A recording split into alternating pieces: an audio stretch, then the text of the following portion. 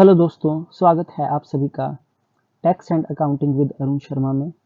जैसा कि आपको पता है, ये मेरा नया यूट्यूब चैनल है और इसी नाम से मेरा फेसबुक पेज भी है। तो आज मैं आपको बताऊंगा कि इनकम टैक्स रिटर्न को जब भी हम फाइल करते हैं तो उसको फाइल करने से पहले हमको कुछ ऐसी बातें हैं जिनको ध्यान में रखना हमको चाहिए। तो वो सारी बातें आज मैं आपको बताऊंगा यहाँ पे, ठीक है। तो आइए लेक्चर को शुरू करते हैं। और मेरी आपसे रिक्वेस्ट है, अगर आप इस चैनल पे नए हैं तो चैनल को सब्सक्राइब ज़रूर करना, बेल आइकन को प्रेस करना, वीडियो को लाइक करना, शेयर करना, कमेंट करना ना भूलना। तो ये शुरू करते हैं। देखिए, तो यहाँ लिखा है फाइलिंग इनकम टैक्स रिटर्न, यानी कि ITR इसकी शॉर्ट फॉर्म है, is an important financial obligation for every salaried tax payer.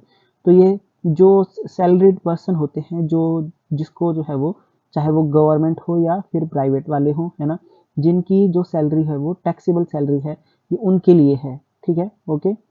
तो ये सैलरी जो भी टैक्स पेयर होता है, जो सैलरी पर्सन होता है, उनका ये ऑब्लिगेशन है कि वो इनकम टैक्स रिटर्न को फाइल करे, okay. So not filing ITR on time can lead to penalties. अगर देखिए, अगर आप टाइम पे नहीं भरेंगे इनकम टैक्स की रिटर्न तो आपको पेनल्टीज का सामना करना पड़ सकता है, आपको पेनल्टी पड़ जाएगी, है ना। और एंड लीगल कॉन्सिक्वेंसेस, ठीक है। With the July 31 deadline approaching, it is important to keep all the required documents and information ready uh, before beforehand to make tax filing a breeze, ठीक है। तो देखिए, आपको मैं बता दूं कि 31 जुलाई को जो है वो इनकम टैक्स की रिटर्न जो है वो फाइल होती है, इनकम टैक्स की। ये सैलरीज पर्सन के लिए है, ठीक है।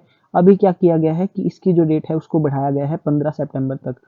फिलहाल जो है वो 31 जुलाई इसकी डेट होती है। तो मतलब 31 जुलाई से पहले पहले आपके पास क्या हो जाने चाहिए, सारे डॉक्यूमेंट्स तैयार हो जाने चाहिए, ठीक है, जिससे कि टैक्स फाइलिंग जो है वो इजी हो सके, उस टैक्स फाइलिंग जो है वो इजी हो सके, ठीक है, ओके। तो यहाँ पे सबसे पहले मैं आपको बताऊंगा हु शुड फाइल ITR 1। देखिए, जो सैलरीज पर्सन होते हैं, जिनकी सैलरी जो है टैक्सेबल सैलरी होती है, तो उनको ITR 1 जो है वो फाइल करनी पड़ती है, ओके। ITR 1 वो अपनी भरते हैं। तो ITR 1 इसको बोलते हैं सहज भी।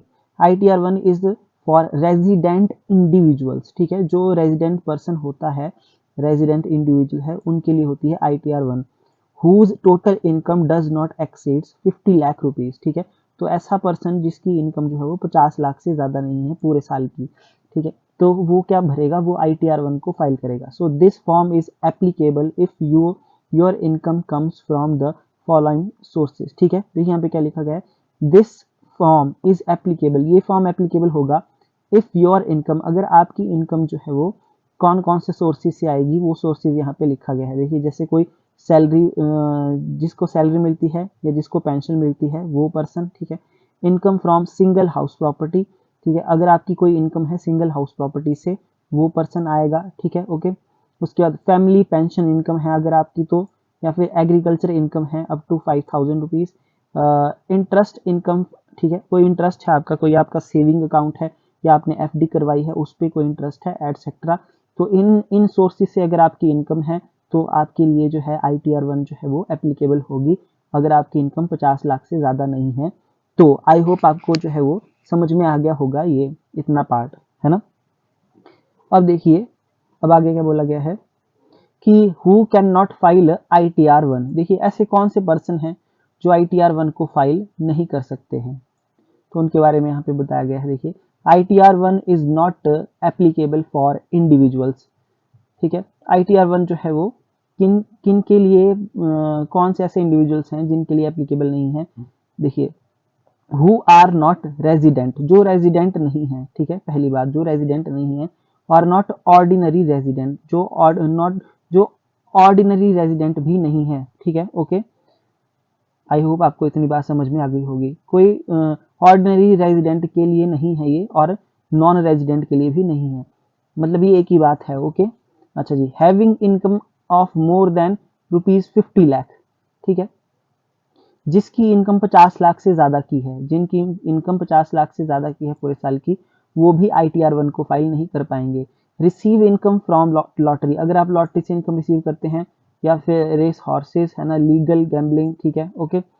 तो इनसे अगर आपको कोई पैसा मिलता है तो वो इनकम जो है ITR 1 में जो है वो हम उसके लिए ITR1 को फाइल नहीं कर पाएंगे। ओके, अच्छा, जो रिसीव शॉर्ट टर्म और long term taxable capital gain, अगर किसी को लॉन्ग टर्म या शॉर्ट टर्म कैपिटल गेन होता है, टैक्सेबल है जो, तो वो भी जो है वो ITR1 को फाइल नहीं कर पाएगा।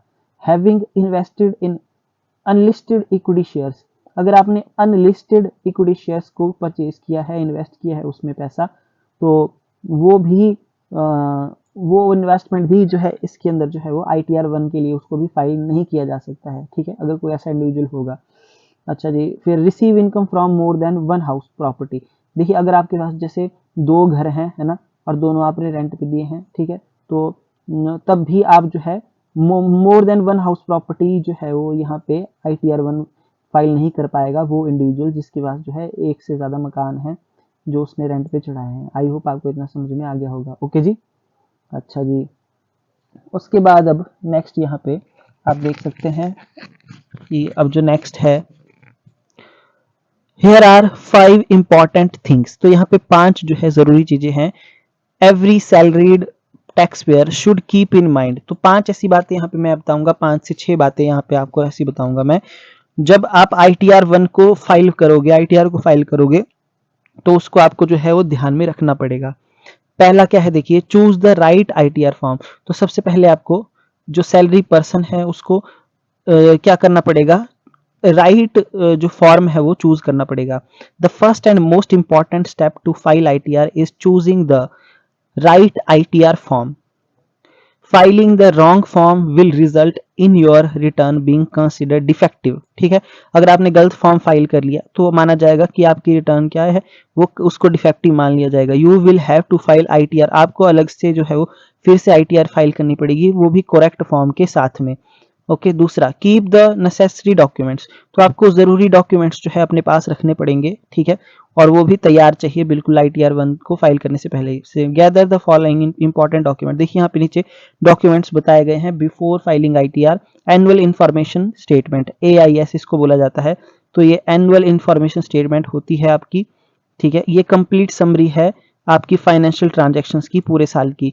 ठीक है, ओके, अच्छा जी, उसके बाद फॉर्म नंबर 16 होता है एक, तो फॉर्म नंबर 16 ये इशू किया जाता है एम्प्लॉयर के द्वारा, जहां आप काम कर रहे हैं उनके द्वारा ये आपको दिया जाएगा।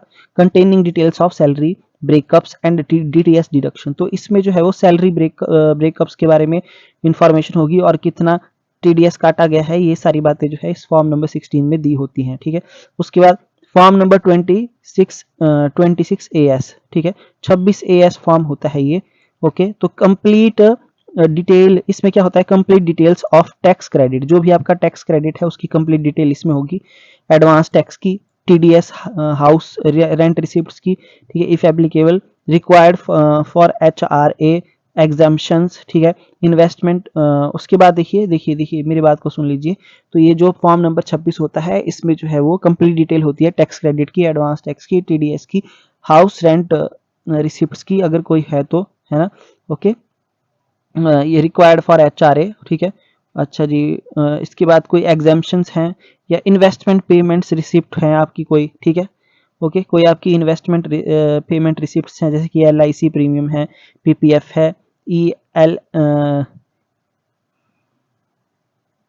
ELSS, ठीक है, या फिर आपका कोई और है which help in tax savings. Okay, although these documents are not required to attached, देखिए जब आप ITR फाइल करेंगे तो ये डॉक्यूमेंट अटैच नहीं होंगे कोई भी, बट इनकी हमको जरूरत जरूर पड़ेगी। दे में भी रिक्वायर्ड ड्यूरिंग टैक्स ऑडिट, ठीक है, और असेसमेंट इंक्वायरी, तो देखिए टैक्स ऑडिट के दौरान या फिर असेसमेंट कोई रिक्वायरी है तो उसके लिए जो है हमको इसकी जरूरत पड़ेगी। तो देखिए हमको किसकी जरूरत पड़ेगी, एक हमको जो है एनुअल इंफॉर्मेशन स्टेटमेंट चाहिए, AIS जिसको बोला जाता है, हमको फॉर्म नंबर 16 चाहिए, और फॉर्म नंबर जो है 26 AS की जरूरत जो है पड़ेगी। आई होप आपको ये समझ में आ गया होगा। इसके अलावा कोई इन्वेस्टमेंट पेमेंट रिसिप्ट है आपकी, है ना, कहीं आपने पैसा लगाया है, LIC में लगाया है, प्रोविडेंट फंड में लगाया है, या ESIC में लगाया है, ठीक है, ओके ओके जी, जो आपको हेल्प करती है टैक्स सेविंग करने में, तो ये पेमेंट रिसिप्ट की भी हमको जरूरत पड़ सकती है ना। ओके जी, अब उसके बाद check the accuracy of data, तो आपको डाटा की जो है एक्यूरेसी चेक करना पड़ेगी टू अवॉइड मिस्टेक, तो कोई मिस्टेक ना हो जाए तो इसके लिए क्या करना पड़ेगा, cross check the financial details before submitting them. ठीक है, तो डाउनलोड क्या करना पड़ेगा हमको, AIS form, AIS and form number 26 AS जो है ये हमको डाउनलोड करना पड़ेगा। Make sure the TDS and TCS figures reported are corrected. ठीक है, तो इसमें जो भी TDS और TCS की डिटेल होगी हमको चेक करना पड़ेगा क्या वो सही है या गलत है। ठीक है, करेक्ट एनी डिस्क्रिपेंसी फर्स्ट। देखिए अगर कोई भी गलती अगर आपको लगती है कोई, है ना, तो उसको करेक्ट किया जाएगा। वेरीफाई प्रीफिल्ड डाटा, उसके बाद देखिए क्या बोला गया है, verify prefilled data, ensure the accuracy of PAN, contact details, bank account details etcetera, इन सबको चेक किया जाएगा। जो भी डाटा हमने भरा है, प्रीफिल किया है उसमें, है ना, पहले से जो फील्ड है उसको पहले हमको चेक करना पड़ेगा, क्या पैन नंबर ठीक भरा है या नहीं, कॉन्टैक्ट डिटेल ठीक है, बैंक अकाउंट ठीक है या नहीं, ये सारी चीजें हमको देखनी पड़ेगी। उसके बाद वैलिडेट इनकम एंड डिडक्शंस, तो इनकम और डिडक्शन को वैलिडेट किया जाएगा। Provide correct information about the income sources and deduction such as, को जो भी आप डिडक्शन आपने क्लेम की है ना, उन सबको जो है अच्छे तरीके से वैलिडेट किया जाएगा, इनकम को, डिडक्शंस को। ओके, उसके बाद देखिए Aadhaar PAN linking and bank account validation. Aadhaar PAN linking, make sure your Aadhaar is link to PAN. देखिए सबसे पहले बात क्या जाती है कि आपका आधार कार्ड आपके पैन कार्ड से मैच जो है लिंक होना चाहिए। एज अदरवाइज द ITR में बी कंसिडर इनवैलिड, तो नहीं तो ITR जो है इनवैलिड मानी जाएगी, ये मैं आपको अभी बता देता हूँ। ठीक है, bank account validation, validate the bank account in which you want to receive the refund on the income tax filing portal. देखिए कई बार क्या होता है, मैं आपको बता देता हूँ, देखिए कि हमारी जो टैक्सेबल इनकम, हमारी इनकम इतनी ज्यादा नहीं होती, पर सामने वाले पर्सन ने हमारा टैक्स जो है वो डिडक्ट कर लिया होता है और गवर्नमेंट को पे कर दिया होता है। ठीक है, तो उस केस में क्या होता है कि हम जो है इनकम टैक्स की रिटर्न को फाइल करके रिफंड ले सकते हैं। तो रिफंड आप तभी ले पाएंगे जब आपने करेक्ट जो है वो बैंक अकाउंट की डिटेल दी होगी, इसलिए बैंक अकाउंट को वैलिडेट किया जाता है। ठीक है, validate the bank account in which you want to receive the refund. ठीक है, जिस जिस बैंक अकाउंट में आप अपना रिफंड लेना चाहते हैं उसको वैलिडेट किया जाएगा, उसकी वैलिडेशन की जाएगी।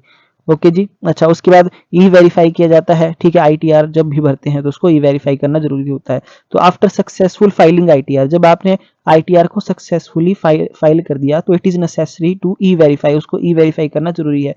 तो this can be done in the following ways. ठीक है, देखिए आधार OTP या फिर नेट बैंकिंग या फिर डीमैट अकाउंट के द्वारा या फिर जो है बैंक अकाउंट बेस्ड यानी कि EVC के द्वारा भी आप कर सकते हैं, इलेक्ट्रॉनिक वेरिफिकेशन कोड के द्वारा।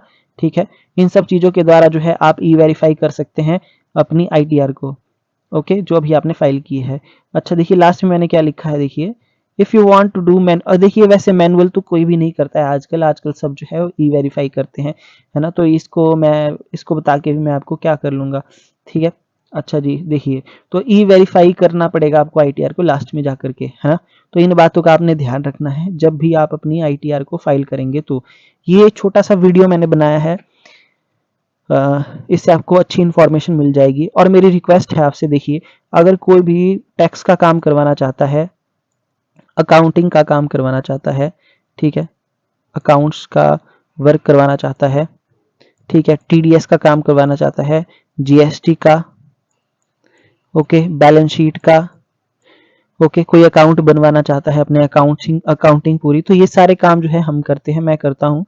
तो मेरे से आप बात कर सकते हैं, मैं अपना फ़ोन नंबर जो हूँ यहाँ पे दे दूंगा आपको, उस नंबर पे कांटेक्ट कर सकते हैं मुझे, और मैं बड़े ही रिजनेबल प्राइस पे आपके साथ जो हूँ डील करूंगा, है ना, तो आपको सारा काम करके देंगे। तो आज के लिए देखिए इतना ही। मेरी आपसे रिक्वेस्ट है, अगर आप इस चैनल पे नया हैं तो चैनल को सब्सक्राइब जरूर करना और फेसबुक पेज को भी लाइक फॉलो शेयर जरूर करना, और अगर काम करवाना चाहते हैं तो मेरे दिए गए नंबर पे कांटेक्ट कर लेना आप। ठीक है, so thank you so much.